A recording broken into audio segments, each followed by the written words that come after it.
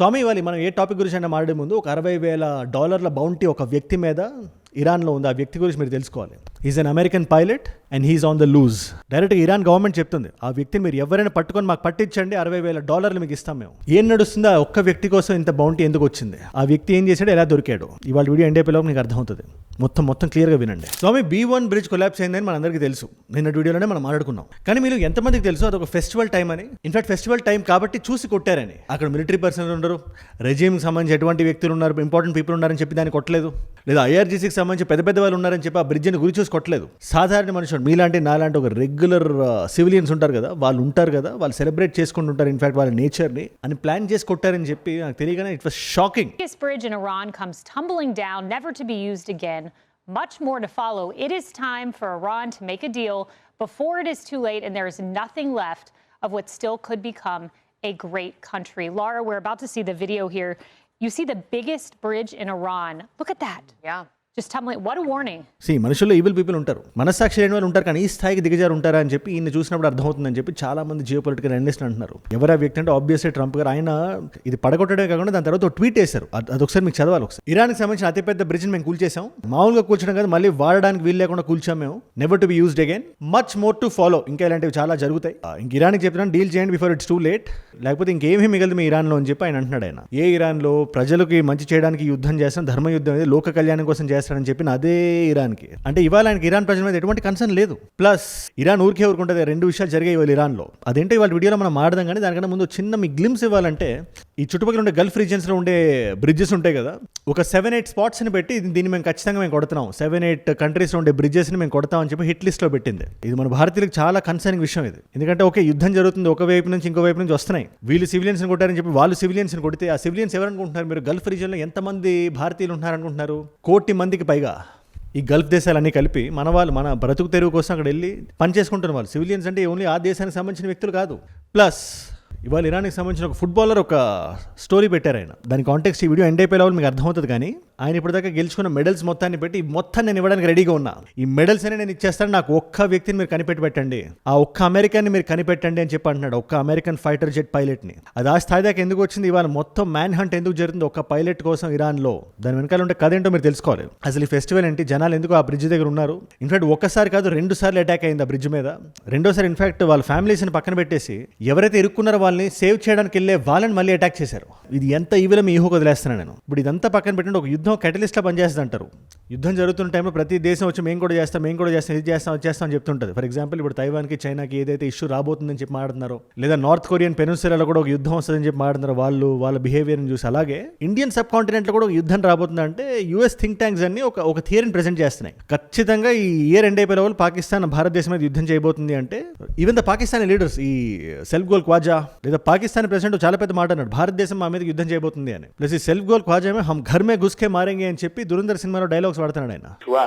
उससे कहीं ज्यादा जिल्लत उठाएंगे और इस दफा पहले तो कंटेन हुआ है कि 200-250 किलोमीटर के अंदर जो है जंग कंटेन हो गई. अब हम अंदर घर में घुस के मारेंगे उनको जो है.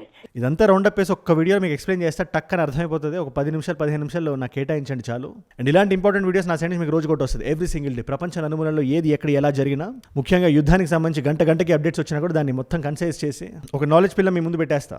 కొత్త వాళ్ళు ఎవరైనా చూస్తుంటే ఒక్క విషయం చేయడం మర్చిపోకండి, ఎందుకంటే ఇది మనందరినీ ఎఫెక్ట్ చేస్తున్న విషయం. ఇది వల్ల ఇంత ఈ స్కేల్లో యుద్ధం జరిగితే దాని ట్రెమర్స్ మన దాకా రావడం సర్వసాధారణం. అది అందుకని మనం విషయాలు తెలుసుకోవాలి. మీరు జస్ట్ కింద కనబడే సబ్స్క్రైబ్ బటన్ నొక్కి పెట్టేసుకోండి, నేను వీడియో పెట్టగానే మీ దాకా వచ్చేస్తుంది. సబ్స్క్రైబ్ చేశారుగా, డన్ స్వామి. ఈ యుద్ధానికి సంబంధించి గ్రౌండ్ రియాలిటీ తెలియాలంటే ఒక్క విషయం మీరు తెలుసుకోవాలి. ఇవాళ F-15 జెట్స్ అని చెప్పి అమెరికాకి సంబంధించి చాలా ప్రెస్టీజియస్ జెట్స్ అవి. అండ్ ఏదో F-15 అంటే F-16 కన్నా తక్కువ అనుకోకండి. F-16s are the ones that are given to Pakistan, లేదా కొంచెం ఓల్డ్ జనరేషన్ జెట్స్ అవి. Lockheed Martin F-15s are from Boeing and they are much powerful. ఇప్పుడు ఈ F-15 జెట్స్ని ఒక రెండింటిని ఇరాన్ డిఫెన్స్ సిస్టమ్స్ కొట్టేసాయని చెప్పి మనం కదా అమెరికన్ మీడియా చెప్తుంది. అంటే అది జరిగింది. A US fighter jet has been shot down over Iran and search and rescue is underway. I will note that at this point there is very little information. It's a fact. And ఇది అమెరికాకి ఎంత పరువు తీసే విషయం అంటే, ఈ America దగ్గర ఏం లేదు, డబ్బు లేదా, టెక్నాలజీ లేదా, పైలట్స్ లేరా, స్కిల్స్ లేవా, ఏం లేవు, అన్నీ ఉన్నాయి. అవన్నీ వాడి చాలా పెద్ద పెద్ద జెట్స్ని, చాలా అత్యాధునిక జెట్స్ని వాళ్ళు రెడీ చేశారు. ప్యారల్గా ఇరాన్ చూడండి, ఇన్ఫ్లేషన్ ఉంది, డబ్బులు లేవు సరిగ్గా, ఎకానమీ కూలిపోతుంది. ఇలాంటి దేశం పాత డిఫెన్స్ సిస్టమ్స్ని వాడి ప్యూర్ గ్రిడ్ పవర్తో దాన్ని కొట్టింది. కొట్టడమే కాదు, 2 జెట్స్ని పడేసింది. ఆ పైలట్స్ కూడా బ్రతికే ఉన్నారు, ఎందుకంటే ఎజెక్టర్స్ ఏవైతే ఉన్నాయో అవి దొరికాయి. ఇప్పుడు ఒక ఫైటర్ జెట్ వెళ్తుంది, స్టెల్త్ మోడ్లో వెళ్తుంది, ఎయిర్ డిఫెన్స్ సిస్టమ్ ఉంది. దీన్ని వాడి ఇప్పుడు ఈ ఫైటర్ జెట్ని కొట్టారనుకుందాం. ఇప్పుడు ఇది పడిపోతున్న క్రమంలో ఈ పైలట్కి ఒక ఆప్షన్ ఉంటుంది, ఎజెక్టర్ బటన్ కొడితే బయటకు వచ్చేస్తాడు, ఆయన బ్రతకగలుగుతాడు. ఇలా 2 జెట్స్ని వాళ్ళు కొట్టారని చెప్పి 2 పైలట్లు బయటకు వచ్చారని చెప్పి ఆ ఇద్దరిలో ఒకరిని హెలికాప్టర్ని గట్రా పంపి రెస్క్యూ టీమ్స్ని పంపి అమెరికా సేవ్ చేయగలిగిందని చెప్పి ఇంకొకరు ఇంకా అజ్ఞాతంలో ఉన్నారని చెప్పి మనకు వార్తలు వస్తున్నాయి. ఇప్పుడు ఈ హెలికాప్టర్స్ వచ్చుంటాయి కదా, ట్రైబల్ రీజన్స్లో తిరుగుతున్నాయి, గాలిస్తున్నాయి, ఎక్కడున్నాడు మన పైలట్ అని చెప్పి. వాళ్ళని ఐఆర్జీసీ కాదు, ఇరాన్ మిలిటరీ కాదు, అక్కడ ఉండే ట్రైబల్స్ కొడుతున్నారు గన్స్ వాడి. అలా ఉంది సిచ్యువేషన్ ఇవాళ ఇరాన్లో. అంటే ప్రతి ఒక్కరు ఇరాన్కి సంబంధించి ఇది మా యుద్ధం అని ఫీల్ అవుతున్నారు. ఈ యుద్ధం ఇవాళ నవ్ ఆర్ నెవర్, ఇవాళ మనం కొట్టకపోతే అమెరికా అని. ఎందుకంటే ప్రజలు రెగ్యులర్ ఇన్సర్జెన్సీ చేసే ప్రజలు కూడా, కొంచెం లిబరల్ సైడ్ ఉండే ప్రజలు కూడా అమెరికన్ ఇంట్రెస్ట్ వాళ్ళు మనతో ఎలా అవ్వట్లేదు. మన ఇన్ఫ్రాస్ట్రక్చర్ని పడగొడుతున్నారు వాళ్ళు, మన బ్రిడ్జ్లు కూల్చేస్తున్నారు, మన దేశాన్ని కూల్చేయాలనుకుంటున్నారు, మన దేశాన్ని స్టోన్ ఏజ్కి పంపించేద్దాం అనుకుంటున్నారు. ఇలాంటి వాళ్ళు మనం ఎలా నమ్మేది అని చెప్పి ఒక రెగ్యులర్ పర్సన్ కూడా ఆలోచిస్తున్నాడు ఇవాళ. సో ఓవరాల్ అమెరికాకి సంబంధించి ఒక బ్యాక్లాష్ ఖచ్చితంగా ఉంది. ఎనీవేస్, ఇవాళ మొత్తం ఆ చుట్టుపక్కల ఉండే రీజియన్స్ కానీ, ఐఆర్జీసీ కానీ, మిలిటరీ కానీ, ఇరాన్ కానీ, మొత్తం జనాలు everybody are searching for that one pilot. And ఆ పైలట్కి సంబంధించే ఈ ఫుట్బాలర్ కెప్ దట్ స్టోరీ. నా మెడల్స్ అన్ని ఇస్తాను, ఆ వ్యక్తిని మీరు పట్టుకున్న వ్యక్తికి మొత్తం ఇస్తాను నేను. ఇన్ఫాక్ట్ ఇరాన్ గవర్నమెంట్ కూడా ప్రకటించింది. మీరు ఒక్కసారి న్యూస్ ఆర్టికల్, మీ న్యూస్ రీడర్ చెప్పేది వినండి. توجه بفرمایید بینندگان عزیز، توجه بفرمایید اهالی استان کوهگیلوی و بویراحمد، مردم عزیز و غیرتمند، اگر خلبان یا خلبانان دشمن را دستگیر و زنده تحویل ఆవిడ చెప్తున్న అందరికి మీరు జాగ్రత్తగా వినండి. ఆ వ్యక్తిని మీరు పట్టుకుంటే మా సైడ్ నుంచి ఒక ఇనామ్ వస్తుంది, ఒక గిఫ్ట్ వస్తుంది అని చెప్పి వాళ్ళు మాట్లాడుతున్నారు. అండ్ జనరల్గా ఎందుకు జరుగుతుంది, సింపుల్గా అబ్జర్వ్ చేస్తే ఇలాంటి పైలట్ ఒక్కరు దొరికినా కూడా అది చాలా పెద్ద లివరేజ్ అవుతుంది 2 దేశాలకి. ఇరాన్ నెగోషియేట్ చేయడానికి, డీల్ని సెట్ చేయడానికి, యుద్ధాన్ని ఆపేయడానికి. ఎందుకంటే చాలా మంది ఏమంటున్నారంటే ట్రంప్ ఈజ్ ఎగ్జాస్టెడ్, లాస్ట్లో కాలర్ ఎగరేద్దాం అని చెప్పి ఇలాంటి విషయాలన్నీ చేస్తున్నాడు ఆయన. ఈ బ్రిడ్జ్లను కూలగొట్టడం, ఇన్ఫ్రాస్ట్రక్చర్ని పడగొట్టడం, పవర్ గ్రిడ్ని ఆపేయడం, ఇలాంటి విషయాలన్నీ చేస్తే ఏమవుతుంది, లాస్ట్లో యూఎస్ఏ గెలిచిందని ప్రకటించేసుకొని అనౌన్స్మెంట్ ఇచ్చేసుకొని హ్యాపీగా రిలాక్స్ అయిపోవచ్చు. ఆ థాట్ ఖచ్చితంగా ఈ వ్యక్తికి ఉందని చెప్పి చాలా మంది అంటున్నారు. సో అలాంటి టైంలో అమెరికన్ పైలట్ ఒకటి దొరికాడని చెప్తే డీల్ ఒకటి సెట్ అవుతుంది కదా. నెక్స్ట్ టైం మా మీదకి రాకండి, వీళ్ళు అదే చెప్తున్నారు, నెక్స్ట్ టైం మా మీదకి రాకండి, చుట్టుపక్కల ఉండే అమెరికన్ బేస్ని షట్ ఆఫ్ చేసేయండి, ఇక్కడ నుంచి వెళ్ళిపోండి, మాకు ఒక అటానమీని ఇవ్వండి, స్టేట్ ఆఫ్ హార్మోస్ దగ్గర మా పాలన కొనసాగాలి, మా ఆజమాయిషి అక్కడ ఉండాలి అని చెప్పి Iran is asking. Iran conditions ఎలా ఉన్నాయి, ఆబ్వియస్లీ అమెరికా దానికి ఒప్పుకోదు. కానీ ఇలాంటి పైలట్ దొరికితే ఖచ్చితంగా ఒక లెవరేజ్ ఉంటుంది కదా. ప్లస్ ర్యాండీ జార్జ్ అని army chief, American army chief, ఆ వ్యక్తిని Pete Hegseth, secretary of war, డైరెక్ట్గా బహిరంగంగా బయటకు వచ్చి యూ స్టెప్ డౌన్ అని అడుగుతున్నాడు ఆయన.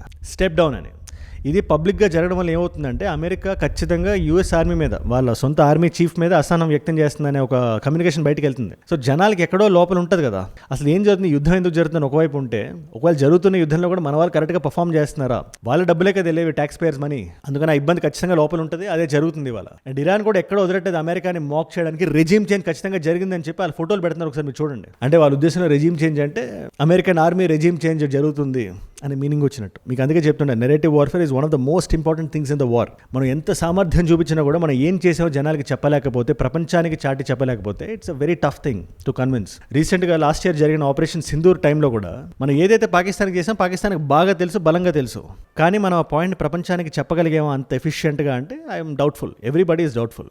ఇన్ఫాక్ట్ ఆ మిస్టేక్ మళ్ళీ జరగకూడదు.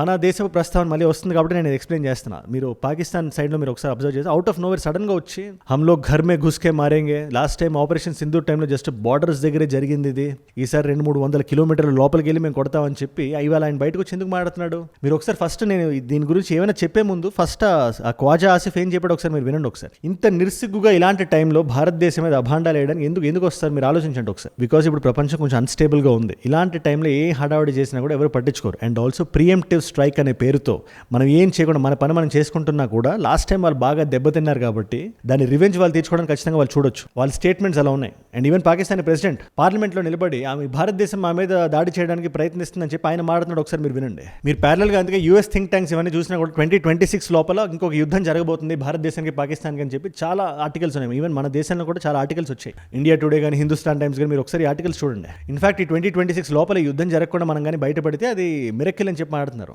ఒకవేళ అలాంటి టైమే కనుక వస్తే మనం లాస్ట్ టైం చూపించినట్టు మనం బ్రూట్ ఫోర్స్ చూపించడంతో పాటు మన దగ్గర అమ్యునేషన్ ఉంది, ఎక్విప్మెంట్ ఉంది, అన్నీ ఉన్నాయి. బట్ దానికంటే దానికన్నా ఇంపార్టెంట్గా నెరేటివ్ వార్ఫేర్లో మనం 2 స్టెప్స్ ముందు ఉండాలనే విషయం మనం గ్రహించాలి.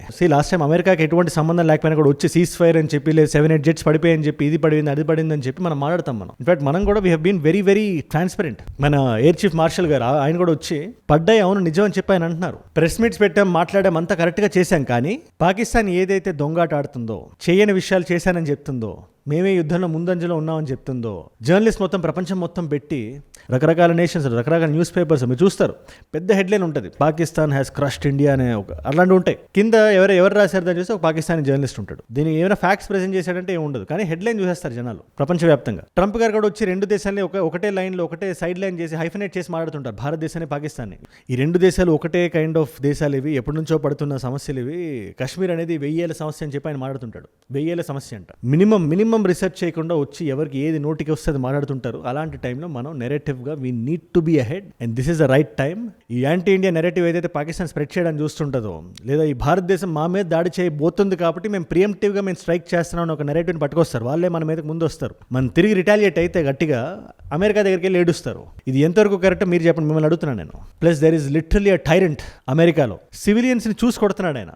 ఫెస్టివల్ ఒక నేచర్ని సెలబ్రేట్ చేసుకుందాం, వాళ్ళకు పండగ అది. పర్షియన్ న్యూ ఇయర్ నోవ్రూజ్ అని ఉంటుంది. అందులో 13వ రోజు అందరూ బయటకు వచ్చి కొంచెం నేచర్ని ఆహ్లాదంగా సెలబ్రేట్ చేసుకుందాం అనుకుంటారు. ఫర్ ఎగ్జాంపుల్ ఈ టైంలో ఇట్ వాజ్ యుద్ధం టైం ఇది. సో అంత ఇదిగా బయటికి రాకుండా ఉండొచ్చు, కానీ బయటకి అయితే వచ్చారు కదా. ఒక సెట్ ఆఫ్ పీపుల్ అయితే బయటకు వచ్చారు, ఆ బ్రిడ్జ్ దగ్గర ఉన్నారు. వాళ్ళని చూసి ఎలా మీరు ఎంత నీచంగా వీళ్ళు దిగజారంటే ఫస్ట్ బ్రిడ్జ్ దగ్గరికి వెళ్ళారు, ఒక దాడి జరిగింది. 10ల సంఖ్యలో జనాలు ఇంజూర్ అయ్యారు, కొంతమంది ప్రాణాలు పోయినాయి. వాళ్ళని రెస్క్యూ చేయడానికి ఎవరైతే బయట పడ్డారో వాళ్ళ ఫ్యామిలీస్ని పక్కన నుంచి వాళ్ళు రెస్క్యూ చేయడానికి వెళ్ళారు. ఇప్పుడు ఈ రెస్క్యూ చేసిన వాళ్ళ మీద మళ్ళీ ఇంకో దాడి జరిగింది. బ్యాక్ టు బ్యాక్ 2 దాడులు జరిగాయి. రెస్క్యూ చేయడానికి వెళ్ళిన వాళ్ళు కూడా చనిపోయారు. నేషనల్ పిక్నిక్ డే అంటారు, అండ్ సెలబ్రేషన్స్ ఎండ్ చేయడానికి వాళ్ళు చేసుకునే పని ఇది. ఏ యుద్ధంలో ఒక డెకోరం ఉంటుంది కదా, సివిలియన్స్ మీదకి వెళ్ళకూడదు, ప్లాన్ చేసి వెళ్ళకూడదు. అదేదో జరిగితే అది వేరే విషయం. అది ఓన్లీ సివిలియన్స్ ఉండే దగ్గర టార్గెట్ చేసి చూసి ఇన్ఫ్రాస్ట్రక్చర్ని కొట్టడం, అది కూడా పండగ రోజు. అందుకని ఇలాంటి టైంలో మనం ఇంకా చాలా అవేర్గా ఉండాలి. We need to be very alert. దీని మీద మీరు ఏమంటారు నా కింద కామెంట్స్ మీరు ఖచ్చితంగా మీరు రాయండి. Comment I want you to keep it engaging. కొత్త వాళ్ళు ఎవరు వస్తున్నా కూడా ఒకసారి కామెంట్ సెక్షన్ చూడండి. There is a lot of discussion happening. మీరు కూడా పార్టిసిపేట్ చేయండి. మనందరి గొంతు ఒకటి అవ్వాలి. ఎనీవేస్ ఇవాళ మల్టిపుల్ చాయిస్ క్వశ్చన్ మీ అందరికీ. తెహరాన్ని కురాజ్ని కలిపే ఈ B1 బ్రిడ్జ్ ఏదైతే ఉంటుందో అది పబ్లిక్ ఎప్పుడు ఓపెన్ అయింది, ఏ సంవత్సరంలో ఓపెన్ అయింది? ఆ గల్ఫ్ రీజియన్లో ఉండే వాళ్ళు మీకు తెలుస్తుంది, కొంచెం ఆ పర్టికులర్ ఏరియాలో ఉండే వాళ్ళకి. Option A is 2015, option B is 2017, option C is 2016, option D is 2019. మీకు సమాధానం తెలిసే కింద రాయండి. తెలుసుకుందాం అనుకుంటే ఇన్స్టాగ్రామ్కి వచ్చేసేయండి. అక్కడ అజయ్ ఫ్రామ్ ఏజుడ్ అని ఉంటుంది. అజయ్ ఫ్రామ్ అని రాయండి. It's verified profile, tick mark ఉంటుంది. 1+ మిలియన్ ఫాలోవర్స్ ఉంటారు. మీరు టక్ అని వచ్చేయచ్చు. అక్కడ ఇలాంటి వీడియోస్ని రీల్స్లో చూడొచ్చు. నా లైఫ్లో నా చుట్టూ ఏమైనా జరుగుతున్నా, నాకు ఏదైనా వీడియో ఐడియా టాపిక్ మీరు ఇద్దామనుకున్నా కూడా ఇట్స్ అ గ్రేట్ ప్లేస్. డెఫినెట్గా రండి. ఎందుకంటే అక్కడ మీరు ఇస్తున్న ఆర్టికల్స్ ఏవైతే ఉన్నాయో దాన్ని కూడా నేను వీడియోస్లో ఇంక్లూడ్ చేస్తున్నాను నేను as part of these videos. ఏజుడ్ అంటే నా ఒక్కడి గొంతే కాదు కదా, మన అందరి గొంతు కలిస్తేనే. ఏజుడ్ అంటే మనం ఊరికే అనలేదు నేను. అండ్ ఏజుడ్ గ్లోబల్ అని మీ నాన్ తెలుగు ఫ్రెండ్స్కి నా కైండ్ ఆఫ్ వీడియోస్ మీరు షేర్ చేద్దాం అనుకుంటే definitely subscribe to that channel. And మీరు ఇక్కడ దాకా ఈ వీడియోలో వచ్చారంటే నా వీడియోస్ మిమ్మల్ని ఆకట్టుకుంటున్నాయి, ఒక వాల్యూ పొందుతున్నారు. Thank you so much for that. మీరు ఇస్తున్న వాచ్ టైం ఏదైతే ఉందో, ఈ రిటెన్షన్ ప్రాణం పెట్టి నన్ను పనిచేయడానికి, రోజు నిర్భయంగా నిర్మోహమాటంగా మాట్లాడడానికి నన్ను ప్రేరేపిస్తుంది, ప్రోత్సహిస్తుంది. దానికి మీరే నా ప్రేరణ. You are my inspiration. In fact మీరు ఇలా డైలీ చూడడం వల్ల ఎంతమంది కొత్త వాళ్ళకి రీచ్ అవుతుంది అనుకుంటున్నారు? ఇలాంటి టైంలో, యుద్ధం జరుగుతున్న టైంలో it's very tough thing if you ఆ ఆర్టికల్స్ చూడడం కానీ, ఆ ఫోటోలు చూడడం కానీ. బట్ రీసెర్చ్లో భాగంగా అది చేయగలగాలి. అది చేసి అందులో ఉండే ఇన్ఫర్మేషన్ సారాన్ని మాత్రం తీసుకొని ఒక నాలెడ్జ్ పిల్ల మీ ముందు పెట్టేసిన 10-15 నిమిషాల వీడియోలో మనందరం ఆడుకునే భాషలో ఇది నేను పెడతారు. డైలీ నేను ఒక వీడియో ఖచ్చితంగా నేను రిలీజ్ చేస్తాను. ప్రపంచం నలుమూలలో ఎక్కడున్నా కూడా, even if I'm travelling anything, come what may, ఆ వీడియో వస్తుంది. ఆ వీడియో మీ దాకా రావాలంటే మీరు ఏం చేయాలి? కింద కనబడే సబ్స్క్రైబ్ బటన్ ఫస్ట్ నొక్కి పెట్టేసుకోండి. సబ్స్క్రైబ్ చేశారుగా, డన్. మీకోసం నేను వీడియోస్ పెడతాను ఇక్కడ. ఈ వీడియో ఒకసారి మీరు జాగ్రత్తగా చూడండి. ఈ బ్రిడ్జ్ కొలాప్స్ ఎలా జరిగింది అనే కాంటెక్స్ట్ మీకు అర్థం కావాలంటే కంప్లీట్ క్రిస్టల్ క్లియర్ ఎక్స్ప్లెనేషన్తో ఆ వీడియో ఇక్కడ ఉంది. లేదు అసలు యుద్ధమే ఎలా మొదలైంది అంటే ఆ వీడియో ఇక్కడ ఉంది. మీకు ఏ వీడియో ఇంట్రెస్ట్ ఉంటే ఆ వీడియోని చూడండి. నేను మళ్ళీ మిమ్మల్ని రేపు ఇంకో వీడియోతో కలుస్తాను. మనందరం కలిసి పెరగాలి, కలిసి ఎదగాలి. Let us all grow together. Let us all rise together. Rise above ignorance, rise above arrogance, rise above hate. ఏజుడ్ అంటే మనం.